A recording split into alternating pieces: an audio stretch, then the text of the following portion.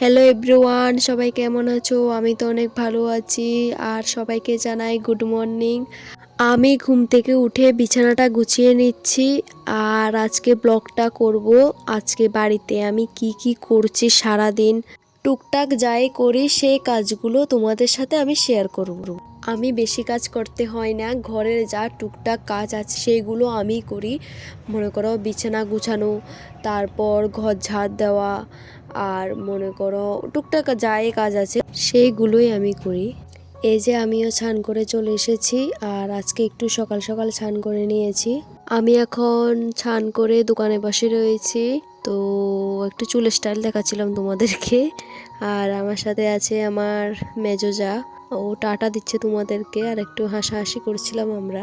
আমি চলে এসেছি রান্নাঘরে। আমার যা ডাক্তারের কাছে যাবে, ডাক্তার দেখাতে। আমাকে বলল যে গরম জল বসানোর জন্য স্নান করবে, তো আমি তাই একটু গরম জল বসিয়ে দিয়েছি। মা এখানে ভাত বসিয়ে দিয়েছে, ড্যাগের মধ্যে চাল দিচ্ছে।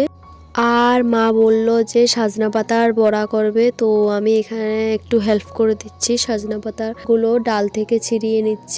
আর এ দেখো মা সাজনা পাতার বড়া করে নিচ্ছে। আর টেস্টটা তো আমার দেখতেই হবে যে কেমন হয়েছে সাজনা পাতার বড়া।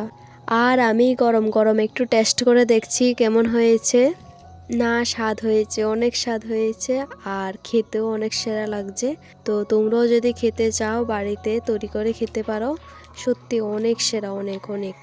তোমরাও খেলে বুঝতে পারবে এটা স্বাদটা কেমন।